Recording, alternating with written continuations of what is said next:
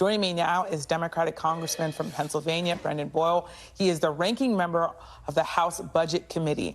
So thank you so much for being here, Congressman. So I want to get your reaction to the second attempt on former President Donald Trump's life. The Republicans are blaming the rhetoric of Democrats, your party, for where we are right now and the violence that he's been subjected to, and the violence that that was attempted on him.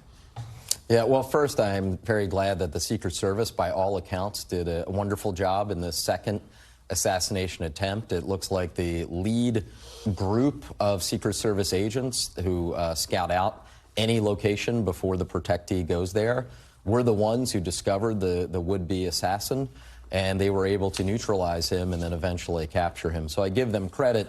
It stands in real contrast, of course, to the first assassination attempt, where there was obviously an operational failure. Now, in terms of the overall rhetoric of this political climate, any claims from either Donald Trump or J.D. Vance or other supporters that it is somehow Democrats who are inflaming the rhetoric, frankly, is just disingenuous. I mean, just look at that small town, Springfield, Ohio, right now, where school events had been canceled and children have had to be sent home from school because of the stories that by their own admission they are creating just to incite hatred of Haitian immigrants. And that is one of probably hundreds of examples I could give you of times in which leading Republican figures, including Donald Trump, have been inciting hateful rhetoric.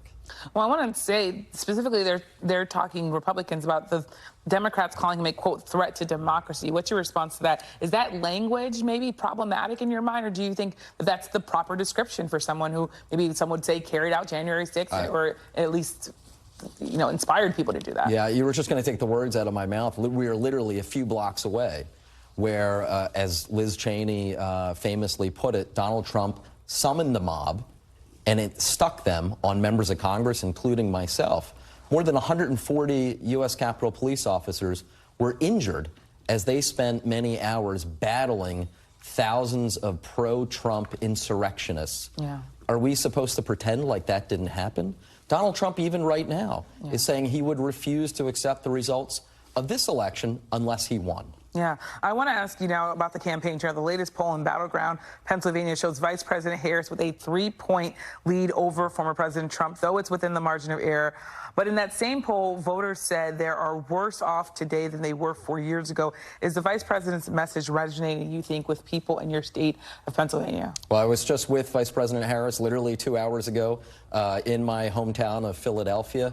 She's been there many times. I do believe Pennsylvania will ultimately decide this election. We were a 1-point race in 2016, a 1-point race in 2020, and I think actually things are that close again this year. In terms of how the economy is going, the news continues to get better and better. Yeah. There's more work that we have to do, but the last thing we should do is turn the keys over to the last crowd who the first thing on their agenda was to take away Obamacare from 30 million Americans. Then they followed that up with a tax cut, 83% of which went to the richest 1%. They're not for the middle class. Kamala Harris and Tim Walz are.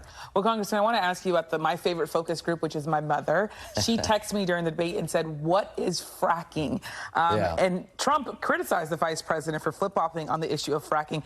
You've been supportive of the Green New Deal. Are you comfortable with Vice President Harris's change on her policy stance on this issue of fracking, where so many Americans, including my mother, are learning about this issue? Yeah, well, it's funny. My favorite focus group is my father. So perhaps we should get the two of them together and conduct a real focus group. I have to tell you, I was a state legislator in Pennsylvania for 6 years before I became the Congress. I voted in favor of fracking. That is the mainstream position, even among Pennsylvania Democrats. Our Democratic governor, our 2 Democratic senators, and most of our congressional delegation support it. Mostly takes place in western Pennsylvania.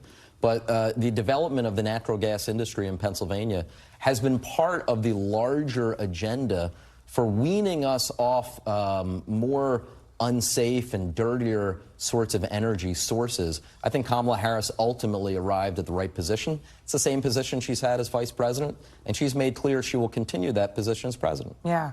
Well, I also want to ask you about Congress. Speaker Johnson said today that the House will vote on that 6-month stopgap funding bill that includes legislation requiring proof of citizenship to vote. Is the Speaker working in good faith, do you think, to get a CR passed before the end of the month, especially when he knows that this bill is dead on arrival when it comes to the Senate? Yeah. the Speaker is spinning his wheels, attempting to forge a majority of House Republicans to vote for anything. But it's a crowd that has shown time and again over the last almost 2 years, they can't get 218 for anything. So the reality is he's wasting his time, he's spinning his wheels.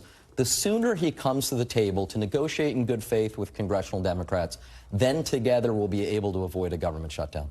Yeah. Well, thank you so much for coming on, Congressman. We really appreciate it. Thank you. Thanks for watching. Stay updated about breaking news and top stories on the NBC News app or follow us on social media.